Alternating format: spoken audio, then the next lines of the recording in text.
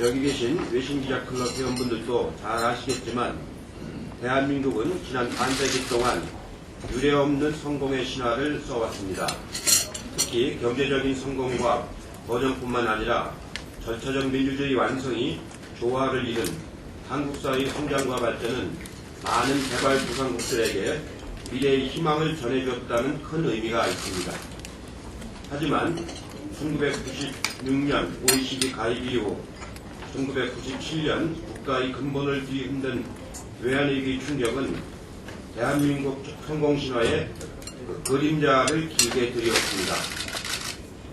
비록 사상 최초의 평화적인 정권 교체로 신속한 정책 대응을 펼치고 전 세계가 놀란 금모으기 운동과 자발적 구조조정 등 5천만 국민의 눈물과 헌신으로 위기를 극복할 수 있었지만 변화된 사회경제 구조는 양지와 음지의 구별을 뚜렷하게 남겼습니다. 우리는 이 현상을 사회 양극화라고 부르고 있습니다. 정규직과 비정규직, 고학력자와 저학력자, 재벌과 중소기업, 수도권과 지방 등 개인과 사회의 영역과 분야를 가리지 않고 심화되고 있는 양극화 현상이 우리가 처한 위기의 실체입니다. 따라서 이를 극복하는 방안이 바로 지금의 시대 정신이며 앞으로 한 세대 약 20년 내지 30년 동안 우리 사회가 해결해야 할 과제입니다. 저희 민주당은 지난해 12월 헌정사상 최초로 민주정치 세력인 민주당과 시민사회, 노동계가 힘을 합쳐 만든 민주진보 세력의 중심점입니다.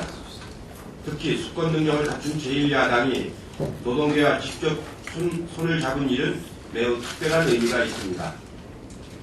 민주당은 사회 양극화 현상을 바로잡고 사람이 중심이 되는 새로운 대한민국을 만들기 위해 지난 총선에서 경제민주화, 보편적 복지, 한반도 평화라는 세 가지 국가 미래 비전을 제시했습니다.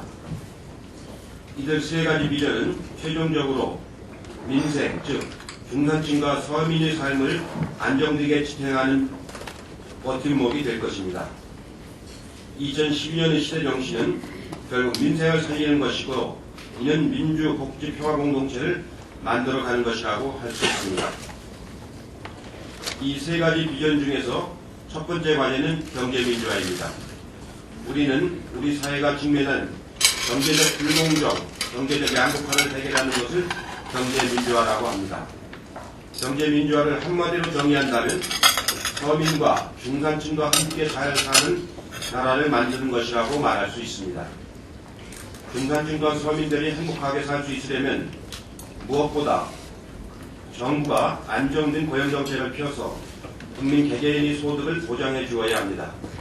이 과정에서 생산된 재화와 부가 한쪽으로 쏠리지 않도록 분배와 복지에 세심하게 신경을 써야 합니다. 이것이 민주당의 경제민주화입니다. 그리고 민주당의 경제민주화는 소수 재벌과 특권층의 부가 집중되는 경제 구조를 바꾸자는 것입니다. 재벌이 내부 순환 출자를 금지하고 출자 총액 제도를 다시 도입해서 공정한 시장 경제의 풍토를 다시 세워야 합니다.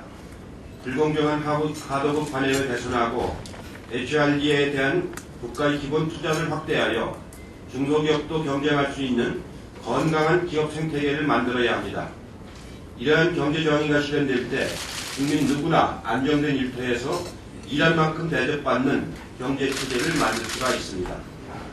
특히 지금 시대에 경제 민주화가 필요한 것은 현재의 재벌 특권 경제는 더 이상의 성장을 이끌어낼 수 없을 만큼 한계에 도달했기 때문입니다. 양극화 해소, 경제 민주화의 궁극적 목적은 지속 가능한 경제 체제를 만드는 것입니다. 경제 민주화가 사회 정의의 확립과 깊은 관계가 있다면 보편적 복지국가 시대를 여는 것은 사회적 불안을 해소하는 것을 의미합니다. 잘 아시겠지만 한국 사회는 5,000년이 넘는 역사를 갖고 있습니다. 오랜 세월 동안 한민족에게 공동체의 기본은 가족이었습니다. 하지만 공동체의 기본 단위였던 가족이 급속한 산업화와 기능분화로 전통적인 역할을 할 수 없는 시대가 다가오고 있습니다. 이제 한국 사회는 국민 개인의 삶을 책임지는 공동체의 근간이 가족과 이들의 중심에서 사회와 국가로 이원화되고 있습니다. 이로 인해 국가의 역할 변화까지 요구하고 있습니다. 물론 유럽과 많은 OECD 국가들이 걸었던 것처럼 복지국가의 길은 저마다가 처한 환경과 국민적 합의, 시대적 배경에 따라 서로 다른 경로를 따릅니다. 대한민국도 재벌 중심의 수출 주도형 경제구조, 복지정책에 대한 경험과 합의 부족, 국가의 역할에 대한 인식의 문제 등이 앞으로 어떤 복지국가를 만들 것인가에 깊은 영향을 미칠 것입니다. 다만 저는 단계적 접근이 중요하다는 것을 밝히고자 합니다. 우리 사회에는 3%의 기초생활수급자층이 있습니다. 이들은 교육, 주거, 의료 등에서 최소한의 사회적 보호를 받고 있습니다. 하지만 그 위의 약 9%에 해당하는 차상위 계층은 이러한 보호를 거의 받지 못하고 있습니다. 그리고 그 위에 약 20%에 달하는 비정규직 계층의 국민들은 양극화의 파괴적 영향력 앞에 고스란히 노출되어 있습니다. 민주당은 이들 약 32%의 국민들이 최소한의 삶의 질을 확보하는 것이 가장 시급한 일이라고 판단합니다. 그 다음이 보편적 복지 대강을 세우고 현실 여건에 맞는 효과적인 정책을 조합하는 것입니다. 유럽의 경제 대국 독일은 1인당 GDP가 지금 우리와 비슷한 2만 불이던 1990년에 이미 보편적 복지 기틀을 닦았습니다.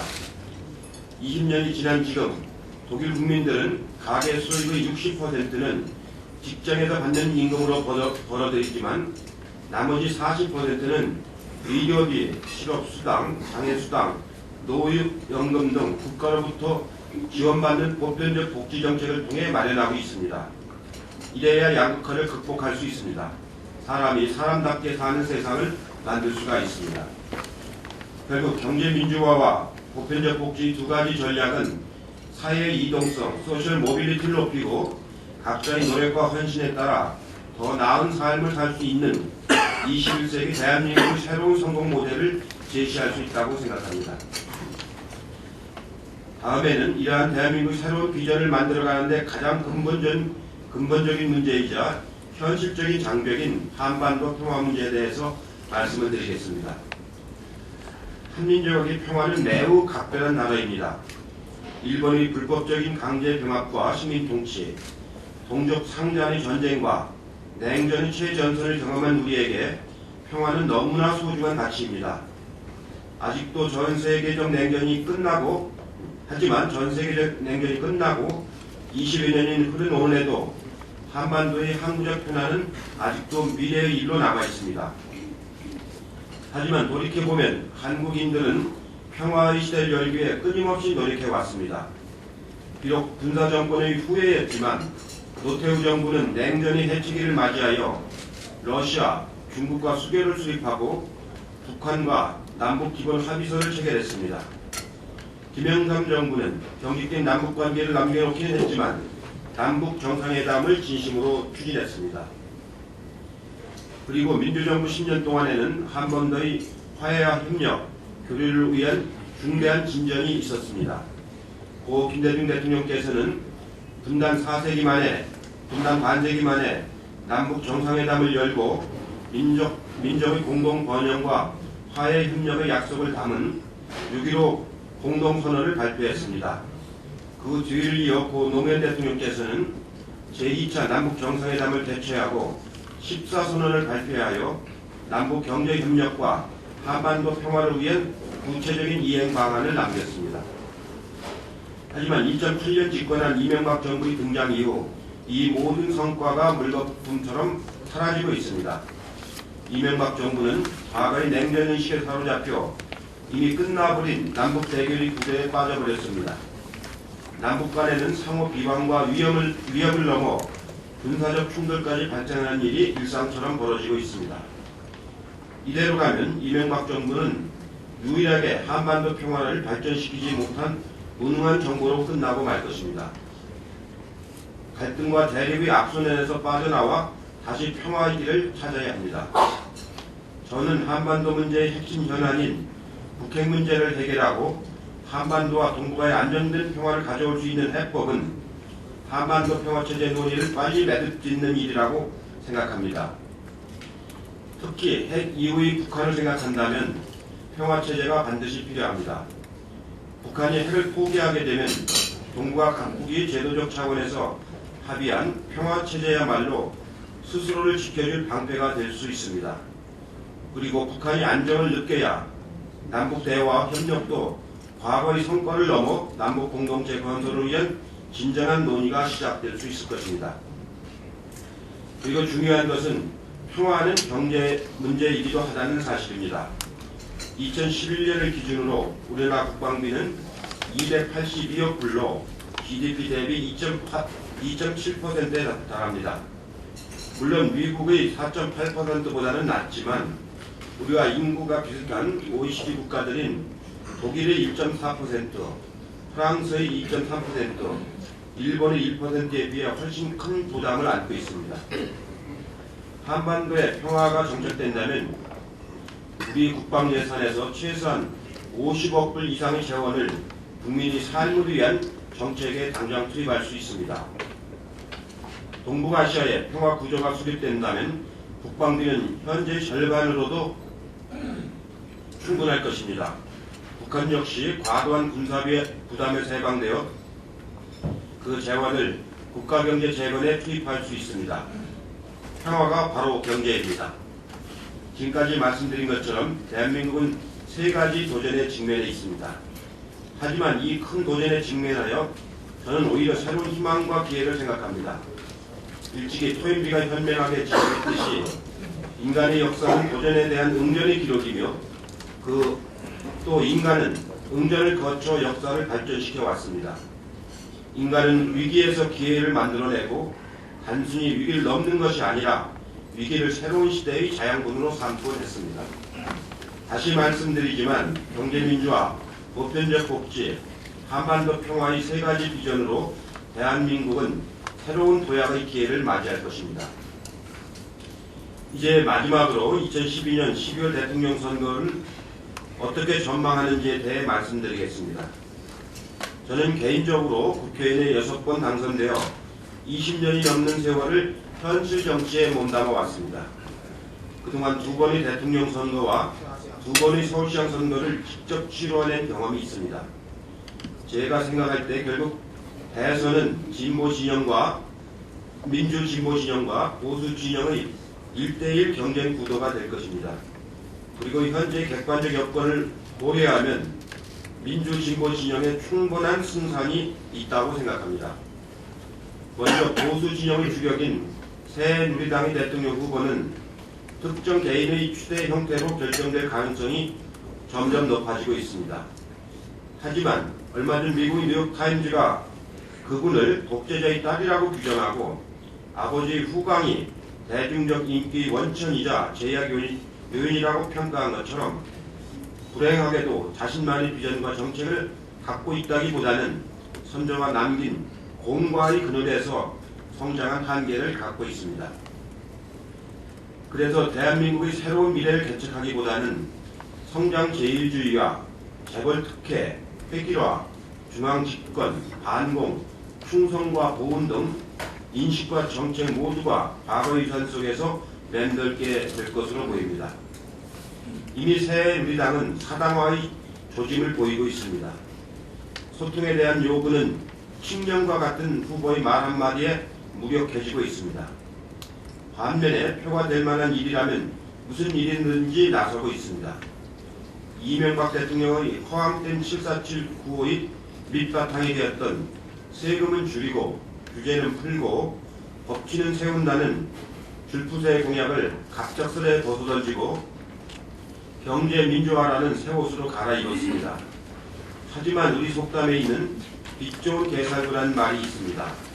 몸에 맞지 않는 옷을 입으면 몸만 거북할 뿐입니다. 반면에 우리 민주당이 중심된 민주진보 진영은 앞으로 남은 5개월 동안 국민 감동의 대선 후보 선출 드라마를 만들어낼 것입니다. 경제민주화, 보편적 복지, 한반도 평화를 위한 후보들의 구체적이고 실천 가능한 공약을 만들어낼 것입니다. 공정하고 역동적인 후보 경선을 치러낼 것입니다. 민주당은 이러한 과정을 통해 우리 사회의 변화를 희망하는 20대, 30대, 40대 국민들의 참여율을 높일 계획입니다. 통상적으로 대통령 선거의 투표율은 60% 후반 내지 70%가 됩니다. 우리 국민 중 유권자가 4,020만 정도이기 때문에 최종적으로 1,300만 표 이상을 응집시키는 정치 세력이 결국 승리하게 될 것입니다. 이를 위해 민주당은 정권 교체와 시대 교체를 열망하는 모든 국민들의 마음을 하나로 모아낼 것입니다. 단순히 정치 세력 간의 협정 결과로서의 단일화를 말씀드리는 것이 아니라 새로운 시대를 요구하는 국민의 열망을 통합하고 지지자들의 화학적 결합을 통해 민주진보 진영의 당선을 이끌어낼 것입니다. 이러한 노력이 성공할 때 민주당은 1997년, 2002년에 이은 세 번째 민주정부를 출범시킬 수 있을 것입니다.